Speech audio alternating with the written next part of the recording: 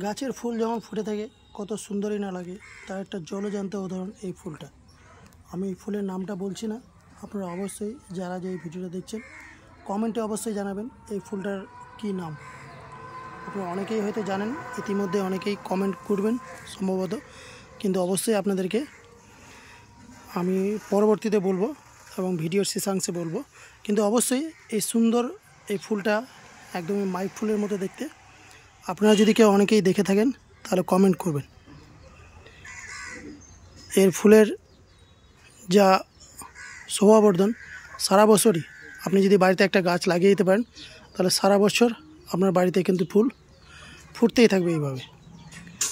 তো এটা হচ্ছে একটা বড় প্রজাতির হচ্ছে রুয়েলিয়া সিমপ্লেক্স।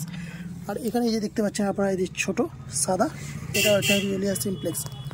আমার এই ছোট্ট বাগানে শোভাবর্ধন করে আছে কিন্তু।